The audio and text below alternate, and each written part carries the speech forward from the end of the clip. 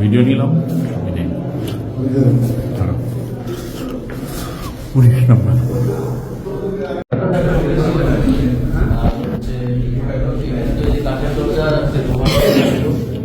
আর এই ফ্যানটা প্রচুর আওয়াজ হতো, মাথা কিন্তু বাইরে এখান থেকে খাবার টাবার দিতে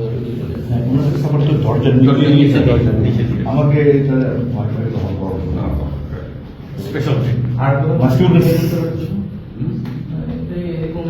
সবগুলো নিয়ে অনেক লেখালেখা ছিল, অনেকে অনেক রকমের যেগুলি কমেন্ট তো বলছে ইন্টারগ্রেশন রুমে নিয়ে যেতে পারবো। এখানে তো কিছু অল্প সময় থাকবে, এখানে যতক্ষণ থাকতাম ততক্ষণ এখানে আনার পর চোখ খুলে দিত, আবার এখান থেকে বের করার সময় চোখ হ্যান্ডকাপ লাগায় তারপর ইন্টারগ্রেশন রুমে নিয়ে যেত।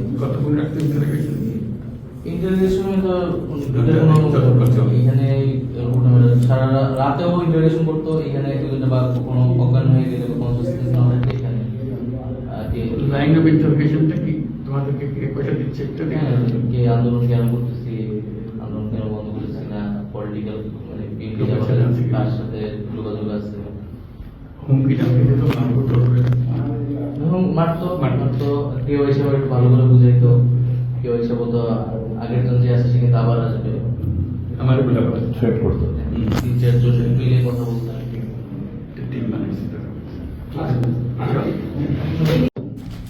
করা হলো যে কতখানি অত্যাচার সহ্য করতে পারে যে শরীর, ওটা এখানে নির্ধারণ করা হলো। ফার্স্ট এনে এখানে, তারপর ব্যাক টু আওয়ার সেল, আর ওই সেলের মধ্যে যতজনকে যত বছর রাখা হয় এগুলো চেঞ্জ করার পারপাস থেকে I don't know, মানে some people try to protect the perpetrators, I wonder why. তা আমাদেরকে চোখ বেঁধে দেন এখানে, আমরা সেটা আপনাকে দেখাতে পারবো আমার সেল কোথায়, ওখানে সেল কোথায়, প্রত্যেক দিন চোখ বেঁধে হ্যান্ডকাপ পরিয়ে বাথরুমে নিয়ে যেত, মাস্ক পরিয়ে বাথরুমে নিয়ে যেত। That was our everyday life. আমার 41,000 উপরে আমার হ্যান্ডকাপ করে চোখ করে। And the people, যাদের জন্মের আগে I commanded people like that, they will cross shouted at me. My parents never did it. কত ভিক্ষা ছিল এখানে, আমাদেরকে কেন আনা হয়েছে, জাস্ট ওয়ান আনসার। সময়ের কোনো বিজ্ঞান ছিল, কত বিজ্ঞান I didn't because I was stuck in my house. I used to come every day. I hate that clock. 2,908 days, and I did 59,994 hours. Every day I used to follow them.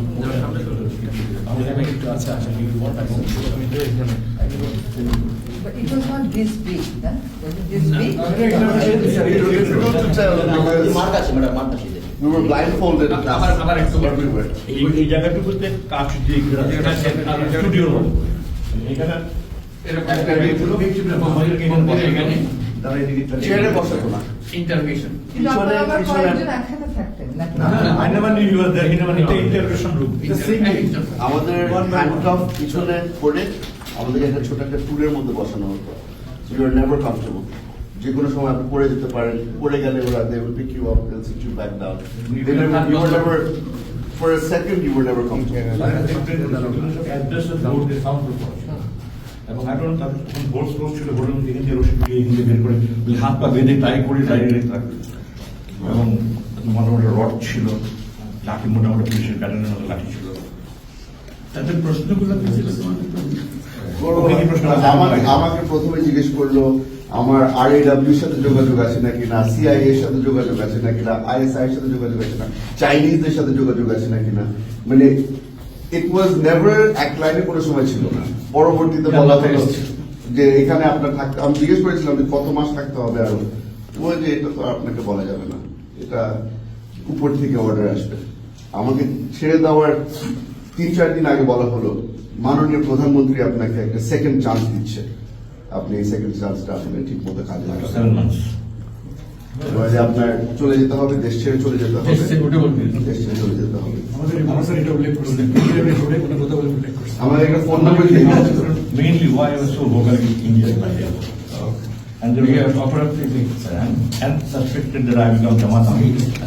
And there was a so my huge gallery. 23rd May 2021 আমাকে notification বলা হচ্ছে যে আপনি undertaking দেন যে আপনি দেশে থাকবেন না, রাজনীতি করবেন না, যেহেতু বিদেশে চলে যাবেন আপনি আচ্ছা লাস্ট ম্যান টু দ্যাট আমি ডাই বাট আমি আন্ডারটেকিং দিয়ে কোনো মুক্তি দিতে চাই না। I don't want to share my এই ইন্টারভিউশনে কয়বার আসতে হচ্ছে নাকি বরাবরই প্রতিদিন ছিলেন? কোনো রেগুলার Regular রেগুলার কিছু ছিল না। এক সপ্তাহে হয়তো 3 বার আসবে, তারপর 2 সপ্তাহ গায়েব থাকবে। একজন আছে নাকি কয়েকজন মিলে আছে? স্যার আমরা প্রথমে মনে করেছিলাম যে অনেক বড় একটা রুমের মধ্যে, কারণ ঘেরাও করে রাখতো, লোকজন দিয়ে ঘেরাও করে রাখতো। একবার মারতে মারতে ব্লাইন্ড ফোল্ডার সরে গিয়েছিল, তখন দেখলাম যে রুমটা আসলে অনেক ছোট। আর সামনে অনেক ধরনের মেডিকেল ইকুইপমেন্ট রাখা আছে, ব্লাড টেস্ট করার জন্য, প্রেশার চেক করার জন্য। তারপরে ঘুরে দেখলাম যে এখানে রোহরি যেটা বললো, রশি সব কিছু রাখা আছে, just in case. treatment to him and the treatment to me was a little different because some of the DGs are that kind of business. Mental অনেক torture হয়েছে। এখানে Some of রশি them দিয়ে did not বাইরে manhandle. দুই পায়ের মাঝে ধরে The manhandling. রড দিয়ে না, আমি manhandle। বসাতো, মেন্টাল টর্চার, প্রেশার দিয়ে চাপ ফিজিক্যালি কিছু ধরে রাখে। ফিজিক্যাল টর্চার করবে। Directors are my students. Probably that's why they showed it. এগুলা কি ঝুলা রাখার? এগুলো আমাদের কোনো বোঝার সুযোগ হয়নি one of these, কারণ আমাদের চোখটা ভালো থাকতো। ব্লাইন্ড ফোল্ডেড থাকতো, হুমান যেটা বলছে এখানে এখানে একটা রিং এর মতো ছিল, এখানে রশি দিয়ে হাত বেঁধে পায়ের পিছনে একটা রড দেওয়া হতো, make me sit down and then put pressure on my shoulders, এখানে যেন লাগে। ওভাবে করে মনে হতো তো মানে 8-9 ঘন্টা হয়ে গেছে। পরবর্তীতে বুঝতাম যে এক ওয়াক্ত নামাজে খালি সময় হলো, so it's only been 2-3 hours. Blindfolded, taken back into my cell, they would not take the blindfold off, ওখানে ফেলে রাখতো, মনে হতো যে কোথায় আছি জানি না। কিছু ঘন্টা পরে এসে ব্লাইন্ডফোল্ড করে দেখি যে আমি আমার সেলের মধ্যে আছি। মানে ডিসওরিয়েন্ট করার জন্য যা করার, it was এখন তো যা অবস্থা দেখে মনে হচ্ছে Plastering করলে we have 1-5 star level. বলে না, ওবামা বলেছিলেন যে you can put lipstick on a pig but it's still a pig. this was hell. এর জন্য আমাদের জন্য দোজক ছিল এটা। সর্বশেষ আপনাকে এখানে এনেছি। আমার ফার্স্ট লাস্ট এই বিল্ডিং এর এখানে দেখা এই ইন্ট্রোডিউশন রুমে আমাকে 3 বার ইন্ট্রোডিউস না, আপনাকে ছাড়ার আগে সর্বশেষ করে ইন্ট্রোডিউস করে এই রুমে আমাকে 5th নাইটে এখান থেকে শিফট করে যে নতুন বিল্ডিংটা হচ্ছে যে 25 তলা, I know it started constructing December 20, 25 তলা বিল্ডিং হচ্ছে 5 ফেজে 5 তলা করে। ওটাই নিয়ে ওটাতে নতুন সেল হয়েছে। I hope you have enough time sir to go and see that. ওখানে আমাকে প্রথমে শিফট করেছে 5টায় রাতে, আমাকে বলে আপনি হাসপাতালে নিয়ে যান। আমরা 8 বছর আপনি 8 বছর এক জায়গাতে আমি 2 বার শিফট করেছিলাম। একবার 8 দিনের জন্য আমাকে বললো যে রোড প্লাস্টারিং খুব খারাপ চলছে, কিন্তু প্লাস্টারিং ভাঙাটা কাজ করে আপনার টাইলস লাগাতে হবে। প্রায় নিয়ে ওই জানালা ছিল স্যার, জানালার উপরে 3টা কম্পার্টমেন্ট রং করা ছিল ব্ল্যাক কালার, উপরে সাদা রং দেওয়া ছিল, সাদা কাগজ লাগানো ছিল। তো বাদর আছে তো আশেপাশে, বাদরকে ছিঁড়ে ফেলছে, তার মধ্যে বাদর আমার বন্ধু আমাকে দেয়, দুদিন আগে তাকে সুযোগ করে দেয়। তো তার ওটা পেন্ট করে দিলে ছোট ছোট যে ভেন্টিলেশন গুলো বন্ধ করে দিল। ভালো আর না। 28 February to 8 March 2022 খুঁজে দেখতে পারেন when they are renovated, তাদের অ্যাকাউন্ট সিজনটা দেখলে দেখা যাবে। এর ফলে এমন হচ্ছিল আমার গরমে খুব কষ্ট হয় স্যার। আমি kept on continuously sweating. On 6th June I almost died. আমাকে immediately shift করে they fixed AC so that I don't die and they didn't fix problem. I don't take me to তারা আমাকে সাহায্য করার জন্য করেনি, আপনারা চামড়া বাঁধানোর জন্য করেছে। ওনার আর আমার দুজনের সিমিলার সিচুয়েশন, পুরো শরীরের মধ্যে র্যাশ হয়ে যেত, বডি র্যাশ হয়ে আমার প্রেশার 86 থেকে গেল, আমি হাঁটতে পারি না, দাঁড়াতে পারি না, খেতে পারি না, পড়ে যাচ্ছি। তখন ইমিডিয়েটলি আমাকে শিফট করলো 6th June 2023 নিয়ে গেল, আমাকে বললে একদিন ঠিক করে নিয়ে আসতে পারে। তারপরে একদিন পারে যারা ফ্রাইডে ম্যানেজ করতে পারেন, 8th no shifting after 11 o'clock in the evening. যেদিন ছাড়লো সেদিন কি বলে ছাড়লো? আমাকে এখান থেকে স্যার আমি রাতে খাবার খাচ্ছিলাম না, আমি এখন রিলেট করি যে আমার 5 তারিখ রাতে হাসান রাতে হাকিমুর রহমান সবাই নিজেদের গেটে দুধ কাছে আমরা তখন তারা আমাকে যেন এখানে যেন করে যে হাকিমুর এই জন্য আমি এখানে শিফট করে নতুন বিল্ডিং নিয়ে যাচ্ছি। 3টার দিকে আমাকে এখান থেকে নিয়ে ঢাকা পাই summer I don't know I guess summer either summer or Mymensingh because 7th morning আমাকে বললো যে আজকে রাতে আমাকে ছাড়া হবে। I was worried যে আমাকে আজকে ছাড়া হবে নাকি নিয়ে ক্রস ফায়ারে আপনি কি জানতেন তখন 5th অগাস্টের ঘটনা জানতেন? কিছু তো আজান শুনলে আজান পর্যন্ত শুনতে দেবে না, এমনি সারাক্ষণ নয়েজ ছিল তার কি কি মেশিন আছে তাদের, এবং আমার 50% হিয়ারিং লস আছে। তারপরে আজান শুনলে আজান শুনতে না তখন আরো নতুন মেশিন ছাড়বো শুনবে। তো বাইরের দুনিয়া কি হচ্ছে না হচ্ছে আমি বারবার লিখেছি, আমার বৃদ্ধ অসুস্থ মা, বিধবা মা, আমি রাত্রিগুলো পাকাইয়ে দিতাম, বেঁচে আছেন মারা গেছে এরকম খবর দেন, আমি বেঁচে আছি এটা খবর দেন, আমার শান্তি হবে। অনেক বারবার কয়েকদিন আগে দেখলাম লেখা এসছে ওটা না, এইটার উপরটা প্রথমে সাদা কাগজ দেওয়া ছিল আর বাকি 3টা কালো ছিল। এখানে সাদা কাগজ ছিল, লাইট ছিল, হ্যাঁ আলো দেখতে পারতাম, মেসটা দেখতে পারতাম, আমি দেখতে পারতাম। জুতা খুলে আমি লাইট বল থেকে ফেললাম, পরের দিকে একজন ঘুরতে ওটা দেখি আমার জুতা নিয়ে ঘরে ফিরে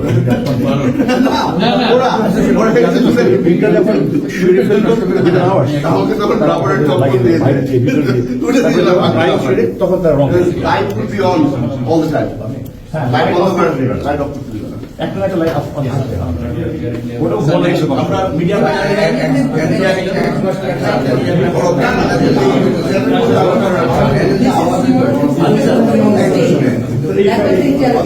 That is the I was there because I felt very ill.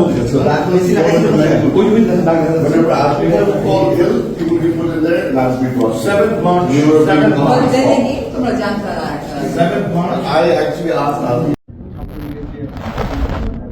Modi বিরোধী স্টেটমেন্টের এগুলো নিয়ে আমি লিখলেই বলতাম এবং আমার নিজের আইডি থেকে লেখালেই বলতাম। সো ইন দ্য মিটার আমি আমার রেডিফোন গ্রুপে আমি প্রকিউরমেন্ট অফিসার হিসেবে ছিলাম, ইন্টারকন্টিনেন্টাল আমি প্রকিউরমেন্ট ম্যানেজার হিসেবে জয়েন করি ঢাকায়। এবং ওই সময় মোদি যখন 2020 সালে আসতেছিল তখন আমি ওই মোদির আসার ব্যাপারে প্রতিবাদ জানিয়ে লেখালি 2 লাইনের একটা স্ট্যাটাস। আমি অফিসে যেদিন আসবো সেই দিন, এর পরের দিনে আমি অফিসে আসার পথে আমাকে হাতে জিল এলাকা থেকে ওরা মাইক্রোতে আমার রিক্সা ব্লক করে আমাকে গাড়িতে তুলে নেয়। অ্যান্ড আমাকে প্রথমে র্যাব 11-তে নিয়ে যায় নারায়ণগঞ্জ, ওইখানে একটা সেলে রাখা হয়, কোন সেলে। এর পরের দিন রাতেই আমাকে এখানে নিয়ে আসা হয়। সো নিয়ে এসে আমাকে আমার শার্ট প্যান্ট ছিল, আমাকে লুঙ্গি পরিয়ে দেয় এবং টি শার্ট পরিয়ে দেয়। সো পরার পরে আমাকে, আমি তো ব্লাইন্ড ফোল্ডেড ছিলাম, তো আমি এখানে আমাকে বলে শুয়ে থাকো তুমি এখানে, আমি শুয়েছিলাম না এবং don't make any sound. And আমি সেটা করি নাই। একটা পর্যায়ে আমি চেষ্টা করছিলাম বোঝার জন্য যে আমি আসলে কোথায়। সো তো আমি চোখ ব্লিঙ্কিং করে I just trying to lose my blind fold and I saw someone just from this side, he's just with his hand and trying to getting my attention. So I saw him and he just telling me just sit down, and I sit down and I was just, my handcuff was in the back side, so samne niye asho.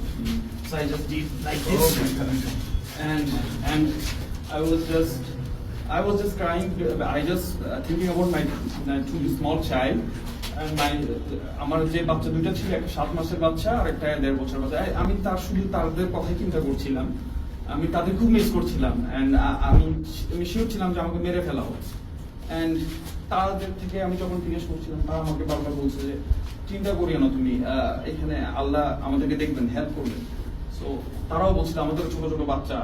আমি তাদেরকে তখন জিজ্ঞেস করছিলাম যে তোমরা কয় বছর ধরে এখানে? তো কেউ বলে 1.5 বছর, পাশে ও একজন ছিল বলে ও 3 বছর, একটা 17 বছরের বাচ্চা ছিল, ও রাঙ্গুনিয়া থেকে ওকে গুম করে আনা হয়।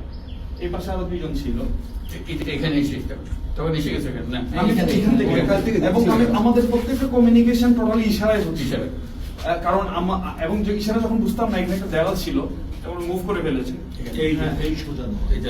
হ্যাঁ, আমরা তখন মানে যখন যে কথা ইশারা বুঝতাম না তখন লিখে মানে বোঝানোর চেষ্টা করতাম। কি দিয়ে লিখতা?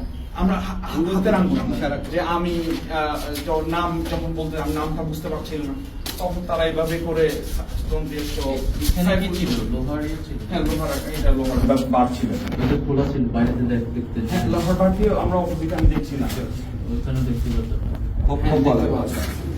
তো ওরা তো আসলে আমাদের ভিতরে সাউন্ড করতে মানা করতো তো ওরা যখন আসতো তখন সাথে সাথে আমরা আবার ব্লাইন্ড ফোল্ডে যাবে নামি আমরা আবার পিছন দিকে গিয়ে শুয়ে যেতাম তো এইভাবে করে আমাদের দিনগুলো পার হতো এবং তারা এবার এই পাশে আমার ডান পাশে একটা ছেলে ছিল তো কিছুক্ষণ পর পর সে খুব মারতো তো কন্টিনিউয়াস মারতো এবং ও যতক্ষণ না কান্না থামাতো না তো চিৎকার থামাতো না ওকে মারতো তো আমি তখন জিজ্ঞেস করতাম ওকে কেন মারতেছে তো সব বলতে হয় ও ওকে মারতে মারতে পাগল হয়ে গেছে এবং ন্যাংটা দাঁড়ায় থাকতো এই জন্য ওকে মারতো এবং ওকে কন্টিনিউয়াস মারতো যতক্ষণ ও সাউন্ড বন্ধ করতো না তো আমার এই পাশে আমি আরো 4-5 জনকে দেখি কেউ 1.5 বছর কেউ 2 বছর কেউ 3 বছর ধরে ঘুম ছিল তো এভাবে করে আমাদের কয়জন তোমাদের এর মধ্যে আমার এখানে আমার জানা মতো 6 জন ছিল আপনি এ পাশে কতদিন ছিলেন?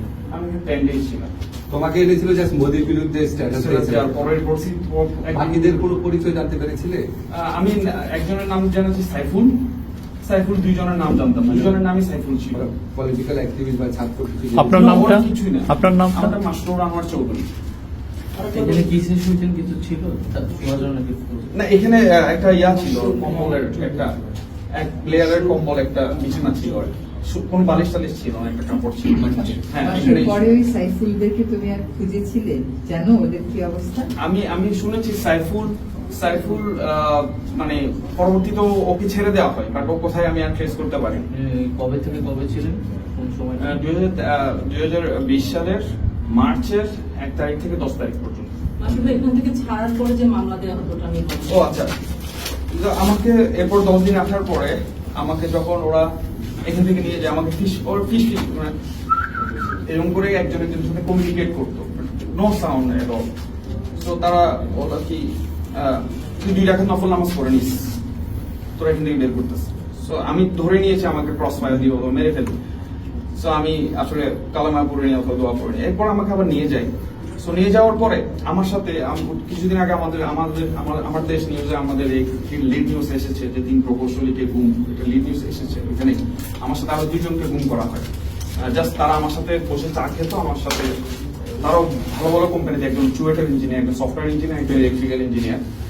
সো জাস্ট আমার সাথে তারা হাঁটতো কথা বলতো সেই জন্যই তারা নিয়ে এসেছে সো পরবর্তীতে আমাদেরকে যেই দিন প্রকাশ করা হবে মিডিয়ার সামনে তার আগের দিন রাতে নারায়ণগঞ্জে একটা হোটেলের সামনে ওরা নিয়ে যায় গাড়ি করে আমরা 3 জন এবং সাথে আরেকজন হুজুর যাকে আরো 2 সপ্তাহ আগে গুম করে তারা রেখেছিল ল্যাব 11 সেল তো ওইখান থেকে আমাদেরকে নিয়ে যায় একটা ব্যক্তি যে লোকটা গাড়িতে ড্রাইভারের পাশে ছিল সে ওই সামনে গিয়ে এই ধর জঙ্গিদর বললো তো জঙ্গিদর বললো এখন মানুষ তাকায় আছে তো দেখলাম 4 জন ব্যক্তিকে ওরা গাড়িতে তুললো এবার গাড়িটা ব্যাক করে নিয়ে আসলো আমি ধরে নিয়েছিলাম হয়তো আমাদেরকে ছেড়ে দিব অথবা এরকম ব্যাক করে নিয়ে আসার পরে আবার আমাদেরকে নারায়ণগঞ্জের 11 সেল যে সেলটাতে আমার গুম করেছিল আবার ওখানে দিয়ে দিল পরের দিন সমস্ত মিডিয়ার সামনে আমাদেরকে এভাবে দাঁড় করিয়ে ক্যামেরাম্যানরা বললো মিডিয়াম্যানরা বললো যে আপনারা হাঁটেন হ্যাঁ আমরা হাঁটলাম হাঁটার পরে আবার যান আবার আমাদেরকে ঢুকে ফেলা হলো সেলে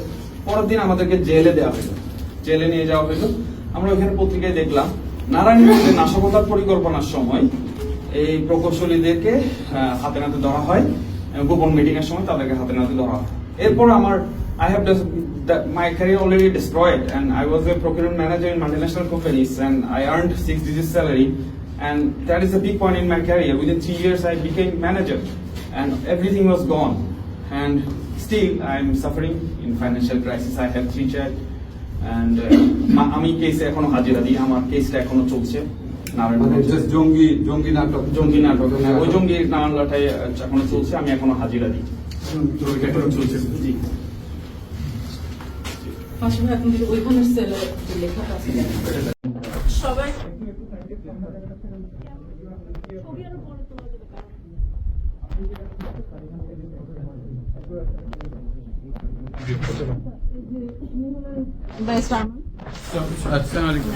ছিলেন কোথায় ছিলেন আমাদের 8 বছর এখানেই থাকি I couldn't tell whether to stay all night from the sun. They used to blindfold us and handcuff us. In the night they used to handcuff us at the back. They wouldn't tell us where I was. They wouldn't tell us even time for prayers. It felt like I was buried alive. They gave us a worse than death experience, and it continued for 8 years. মাঝখানে কোনো সময় বার করে নিয়ে গেছে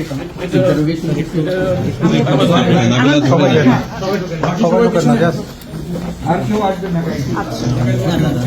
সবাই ঢুকেন না সবাই এই 2-3টে ক্যামেরা যান ক্যামেরা যেতে দেন ক্যামেরা যান ক্যামেরা যাক ক্যামেরা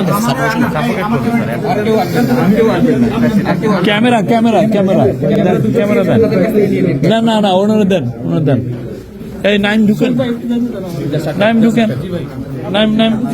নাইম আসেন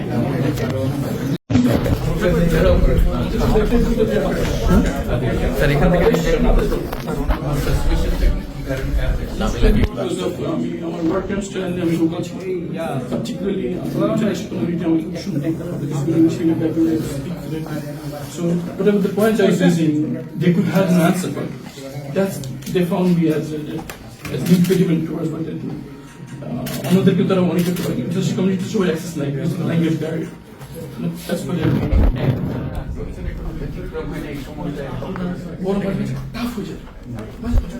এরকম হতো যে 24 ঘন্টা চোখ বেঁধে হাত বেঁধে বসে রাখতো উঠে দিতাম দাঁড়া দিতাম বলতো যখন খুলতো কেন স্যার আসলে বুঝতে পারি আমি না চোখ বাঁধা বলতে ফিরে পিছনে বসে থাকতে বসে থাকতাম বুঝতে পিছনে কেউ আসতেছে মোবাইলে আওয়াজ হচ্ছে ঘ্রাণ পেতাম পারফিউমে দামি পারফিউম যেখানে তোমার পেশা ফেলে কম থাকুন না কথা সাপ্রেট হতো তখন বুঝতাম সিনিয়র কেউ পিছনকে দেখতেছে এখন ওরা আসতে পারবো আমাদেরকে একদম উঠে দাঁড়াতে দিত 24 আমি তো পরে যেটা বুঝতে পারলাম যে 6 তারিখ ভোরে মানে 5 তারিখে সে পালালো 6 তারিখ ভোরে আমাদেরকে যখন আমাকে বের করে আমি মনে করছি waiting for a gunshot and then getting family for 8 years my daughter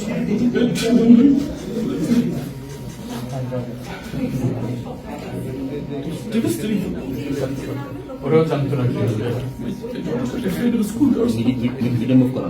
they come for them protest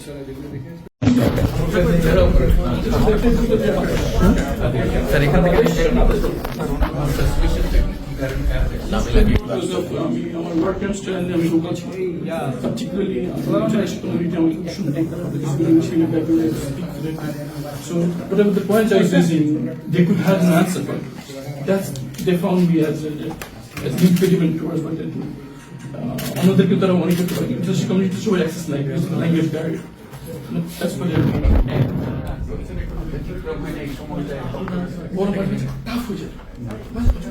এরকম হতো যে 24 ঘন্টা চোখ বেঁধে হাত বেঁধে বসে রাখতো উঠে দিতাম দাঁড়া দিতাম বলতো যখন খুলতো কেন স্যার আসলে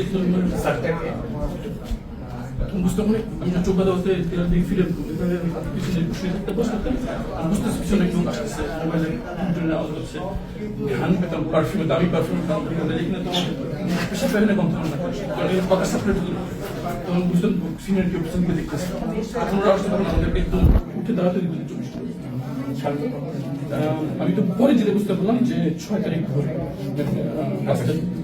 মানে 5 তারিখে সে পালালো 6 তারিখ ভোরে আমাদেরকে যখন আমাকে বের করে আমি মনে করছি waiting for a gunshot and then getting family for 8 years my daughter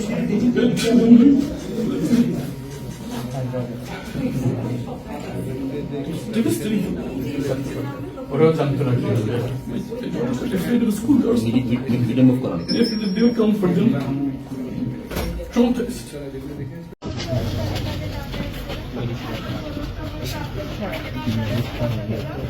এটা আর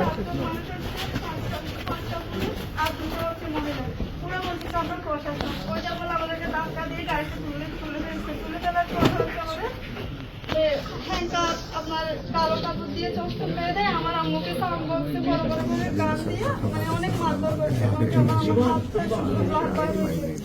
তো ওইখানে আমি বলতেছি যে আমার আম্মুকে এইভাবে মারতেছি কেন, কি আমাদের কি অপরাধ? বলতেছি যে তোর মায়ের সম্পদ লাগবে, তোর মায়ের ব্যাংকে সব টাকা লাগবে, তার 5-6 দিন পরে তোর মাকে আমরা বাসায় দিয়ে দিব। ওইরকম বলে 1 ঘন্টা মতো গাড়িতে আপনার আমাকে রেড টোটা আনছে। রেড টোটা আনার পর আমাকে এখানে রাখছে, যেখানে ছোট একটা স্যালডর ছিল, মানে আমরা বসতেও পারি রে ওইরকম অবস্থা। আর জানলা দিয়ে আমি না এরকম একটা মানে কর্নার ছিল আপনার। তো আমি হচ্ছে আমার আম্মু রাত্রে মানে আমার আম্মু একটু মোটা টাইপের ছিল, একটা হাতটা তো ফুলে যাচ্ছে। আমি বলতেছি আমাকে খুলে দেন না, আমার আম্মুকে খুলে দেন, হাতটা শুদ্ধ খুলে দেন। ওরা বলতেছে তোমার আম্মুর চাবি আমাদের কাছে না হেডকোয়ার্টার আছে। ওরা বলছে আমার আম্মুর বাথরুম এসছে, আমি বাথরুম এসছে একটু খুলে দেন। আমি অনেক চিৎকার চাইতে বলছি, আমাদের পায়ে শুদ্ধ ধরছি, খুলে দেন। তারপর আমার আম্মুর ওয়াইফটা মনে করে এই পাশ দিয়েছি, ওই সাইডে গেছি। এটা হচ্ছে অনেকগুলো টাইপের মেয়ে ছিল, হসপিটাল আছে না ওইরকম একটা সিট অনেকগুলো সিট ছিল। তো আমরা বাথরুম করে এসেছি, পুরো আমি রেড কাপড় পরছিল, এরকম কালো দিচ্ছি, আর এখানে রেড লেখা আছে ওইরকম দিচ্ছি, আর গাড়ি দেখছি। তখন আমি সবগুলো দেখেই পেয়েছি, কারণ আমার একদিন এক রাত্রে আবার ওই দিন রাত্রে আমার আম্মুকে মারা হয়েছিল, আবার মারছে, কিন্তু আমাকে কিচ্ছু করে না, সব আমার আম্মুকে। একদম মহিলাকে মারছে, আপনার একদম পুরুষ, এত বড় একটা পুরুষ আমার আম্মুকে মারছে, আমার সামনে, কিন্তু আমি কিছু করতে পারি না। তারপরে একদিন এক রাত থাকার পর মাগরিবের পর আমার আম্মুকে আর আমাকে আবার বাইর করছে। আপনার বাইর করে 1 ঘন্টা মতো গাড়ি চালার পর হচ্ছে আপনার কমলাপুর স্টেশনের আগে আমাকে বলতেছে যে আপনাকে 800 টাকা দিব, আপনার বাসার ডিটেলস দিব, আপনি কক্সবাজার চলে যাবেন। ওইটা মানে মুখ থেকে ইয়া করে না, আমাকে লাথি মেরে ফেলে দিচ্ছে গাড়ি থেকে, ধাক্কা দিয়ে ফেলে দিচ্ছে গাড়ি থেকে। আমার অজ্ঞান হয়ে যায়। একটা ইমাম সামনাকে আমাকে পাইছিল, পাওয়ার পর বাস স্ট্যান্ডে গেছে পর আমার নাম্বার টাম্বার নিয়ে আমার আব্বুদারকে কল দিতে, কল দেওয়ার পরে আসছে। আমরা আবার ওই দিন রাত সকালে আমরা আবার রেড টুথ আসছিলাম। আসার পর আমি একদম মানুষকে চিনি ফেলছি, ওরা আমাকে এইভাবে ধরে ডাক্তার দিয়ে আবার বাইর করে ফেলছে। তখন থেকে এখন 9 মাসের প্লাস আমার আমার কোনো খোঁজ নাই। আমরা এখন জীবিত না মৃত কিচ্ছু জানি না। আমরা জি আমাদের হচ্ছে আমার আম্মুকে জীবিত চাই আমরা।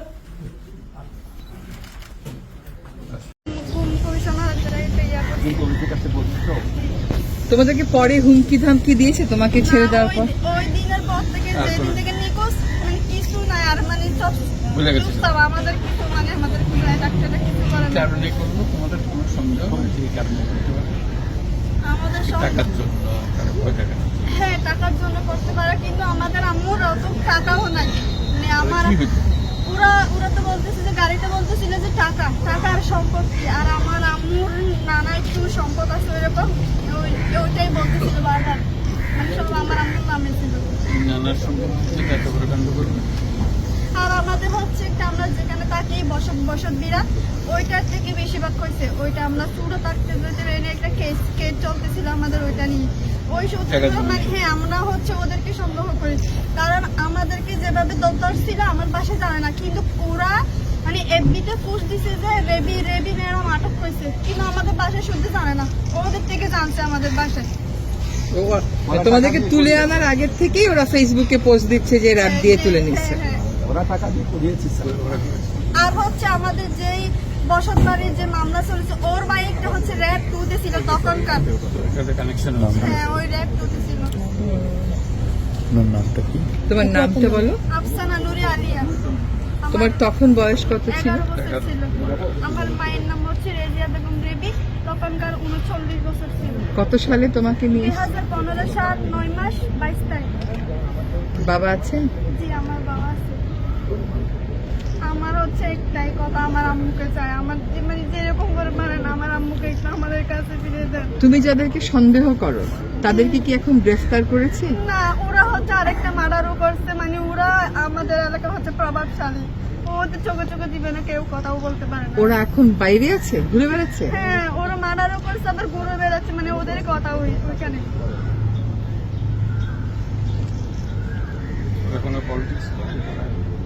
হ্যাঁ ওরা পলিটিক্স করে, আওয়ামী লীগের। আপনারা সবাই সঙ্গে ছিলেন, কাজে আমার নতুন করে বলতে হবে না। যা যা দৃশ্য, যা যা কথাগুলো বলা হয়েছে, এটা বর্ণনা যদি দিতে হয়, শব্দ যদি ব্যবহার করতে হয়, তাহলে বলতে হবে এটা বিভৎস দৃশ্য। এটা মানুষের মনুষ্যত্ববোধ বলে কোনো জিনিস যা আছে সেটার থেকে বহু গভীরে নিয়ে গেছে, এটা নিশ্চিন্ন করার জন্য। মনুষ্যত্ব অর্জন করে না, নৃশংস প্রতিটি জিনিস যে হয়েছে এখানে। যতটাই শুনি অবিশ্বাস্য মনে হয়, এটি কি আমাদেরই জগৎ, এটি কি আমাদেরই সমাজ, আমরা এটা করলাম। এবং যারা নিগৃহীত হয়েছে, যারা এটা শিকার হয়েছে, তারাও আমাদের সঙ্গে আছে। তাদের মুখের থেকে শুনলাম কীভাবে হয়েছে, কোনো ব্যাখ্যা নেই। এটা ব্যাখ্যা থাকলে কিছু একটা হলে মানুষ বোঝে যে এটার কারণ ছিল। এটা বিনা কারণে রাস্তা থেকে উঠিয়ে আনা, বিনা দোষে কতগুলো সাক্ষী সাবুত হাজির করে সেই যন্ত্র এক্সপ্লোসিভ কতগুলো গাড়ির মধ্যে ঢুয়ে দিয়ে তারা বলছে তুমি সন্ত্রাসী, জঙ্গি, এগুলো বলে বলে তাকে নিয়ে আসা হয়েছে। এবং এইরকম ইন্টারোগেশন সেল, এরকম টর্চার সেল, এরকম টর্চার সেল সারা বাংলাদেশ জুড়ে আছে, সেটাও শুনলাম আজকে। আমার ধারণা ছিল যে এখানে আয়নাগর বলতেছি কয়েকটা আছে, এখন শুনতেছি আয়নাগরের বিভিন্ন ভার্সন সারা দেশ জুড়ে আছে। কেউ বলতে 700, কেউ বলে 800। এতে সংখ্যাও নিরূপণ করা যায় কতটা আছে, কতটা জানা আছে, কতটা অজানা রয়ে গেছে সেই জিনিস। আমরা এমনি শুনি আইএমএ জাহেলিয়াত বলে একটা কথা আছে। এই গত সরকার এই আইএমএ জাহেলিয়াতকে প্রতিষ্ঠিত করে গেছে সর্বক্ষেত্রে, এটা তার একটা নমুনা। আর আমি কমিশনকে ধন্যবাদ জানাচ্ছি, তারা বহু কষ্ট করেছে। অন্যান্য কমিশন তো তারা করেছে, অন্তত তারা নিজেদের ঘরে বসে করতে পেরেছে। এদেরকে গুম কমিশনের যেটা, তারা কোদালা এগুলো আবিষ্কার করার জন্য আসতে হয়েছে, তাদেরকে বের করার জন্য। বিশ্বের মধ্যে গিয়েছিল, কারা কি করেছে, এখনো ধ্বংসাবশেষ আমরা দেখতেছি। কাজে আমরা দেশের যে চূড়ান্ত অবনতি, চূড়ান্ত রূপ দেখলাম সর্বক্ষেত্রে, এটা তার একটা প্রতিচ্ছবি। কাজে গুম কমিশন যেটা আমাদের সামনে নিয়ে আসলো, সেটা হলো যে কি পরিমাণে একটা দেশকে সর্বদিকে ধ্বংস করা যায়, এমনকি মানুষের একেবারে সামান্যতম যে মানবিক অধিকার সেটুকু থেকে বঞ্চিত করে রেখে দেওয়া হয়েছে। আজকে এটা জাতির জন্য একটা বড় চূড়ান্ত রকমের একটা ডকুমেন্ট হবে। আপনাদের সাক্ষী রেখে, আপনাদেরকে নিয়ে এসে আমরা শরিক হলাম এটাতে। যারা এই ভুক্তভোগী তাদের সঙ্গে কথা বললাম, কয়েকজনের সঙ্গে। ভুক্তভোগীদের সংখ্যা আমার জানার মতো 1700 প্লাস, 1750 প্লাস এরকম যারা ভুক্তভোগী। অজানা কত এটা তো আমরা আর জানি না। কেউ বলে যে এটা 3000-এরও বেশি। কাজে সেটাও আমরা ধরে নিলাম যে একটা সীমারেখা দরকার, যেটা আমরা অজানা, সেটা কেউ প্রমাণ দিতে পারেনি। এই যে উদাও হয়ে গেছে, মানুষ নিশ্চিন্ন হয়ে গেছে, কেউ বলতে পারছে না সে কোথায়। তার মেয়ে আপনাদের সামনেই ছিল আজকে, যে বলছে আমার মাকে কোথায় নিয়ে যাওয়া হয়েছে আজ 9 বছর ধরে। 9 বছর ধরে আমরা আর খোঁজ পাই। সে নিজেও ছিল, 11 বছর বয়সে ছিল, মায়ের সঙ্গে ছিল, তাকে রেখে মাকে নিয়ে চলে গেছে। এই হলো সামান্য একটা দৃশ্য। এই দৃশ্য বড় করুণ দৃশ্য। এবং এটা কঠিনতম যে লেসনটা হলো, যারা করেছে তারা আমাদেরই সন্তান, আমাদেরই ভাই, আমাদেরই ঘনিষ্ঠ আত্মীয়, তারাই করেছে। এবং আমরা এই সমাজকে যদি এর থেকে বের করে না আনতে পারি, তাহলে এই সমাজ তো টিকে থাকবে না। যে এইভাবে যদি আমাদের হয়, আমাদের সন্তানরা যদি এগুলো করে, এবং তারা যদি এইরকম কাজ করতে পারে, যে মানুষের পক্ষে যেটা সম্ভব। একজন বলছিল যে খুপড়ির মধ্যে তাকে রাখা হয়েছে, গ্রামে তো মুরগির খাঁচা এর চেয়ে বড় হয়। এরকম অবস্থা, মুরগিও নড়াচড়ার যেরকম জায়গা পায় না, ওরও নড়াচড়ার কোনো জায়গা নেই। ওকে ব্যবস্থা রাখা হয়েছে, মাসের পর মাস, বছরের পর বছর তাকে ব্যবস্থা রাখা হয়েছে। এটা মানুষের সামনে এখন বিচার রইল, কীভাবে আমরা আবার নতুন করে সমাজ করতে পারি, যাতে করে আমরা এই যে এটা আমাদের সবারই অপরাধ, যেটা হতে দিয়েছি আমরা এসেছি।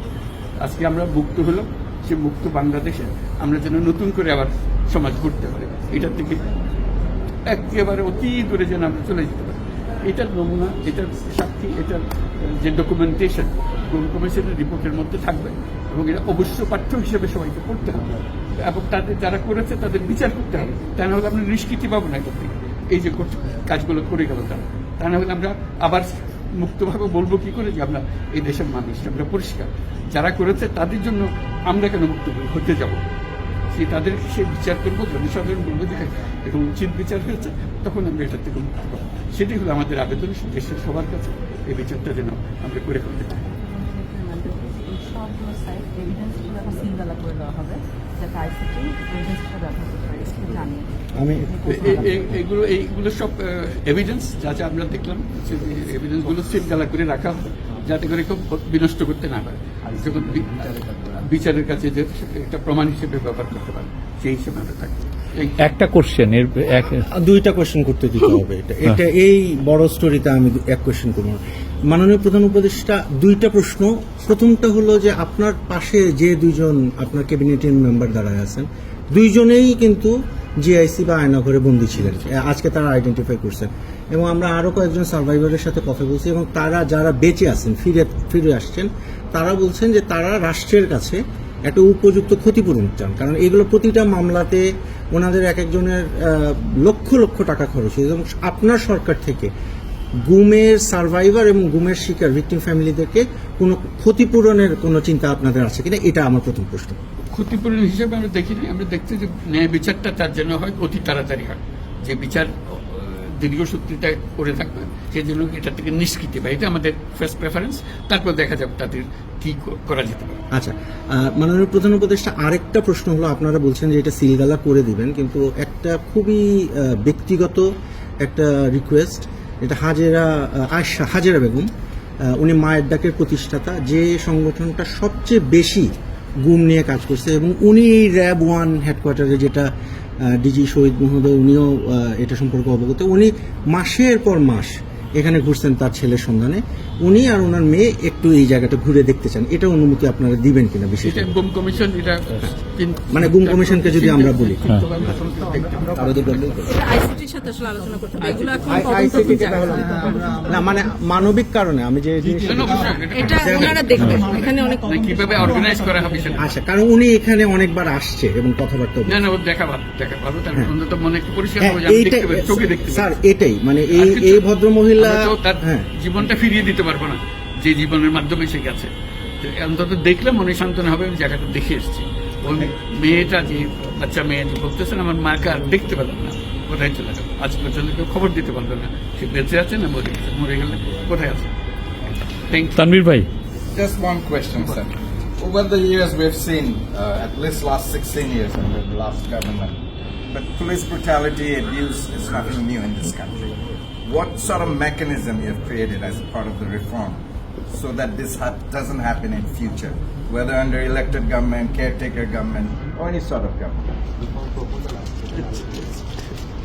The whole existence of this government is because of this, that we don't want to stay in that darkness that has been created around us. So we want to create a new environment, new, as we say, new Bangladesh, as the students have been claiming all the time.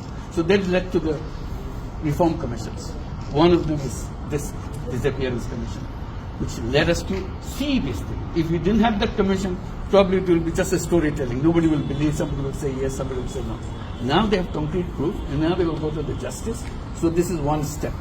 And then what happens to the rest of the institutions? You are dealing with something that have done.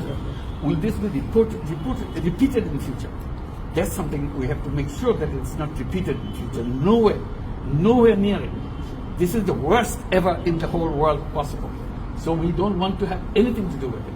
We'll be as normal as any civilized human being could be. So that's our commitment. That's what the reform commissions are all about. And since you asked the question, I'm very grateful to the commission for taking the trouble. It was not an easy job. They had to fight in all directions to discover. This is the whole discovery mission. It's not a simple going and taking evidences and writing reports about it. So they have to really detect this in a very serious way. And they're still worrying about whether we can keep the evidences as they are after all this thing happened. So this is our commitment. We want to create that society and that world for us. Thank you so much. Thank you.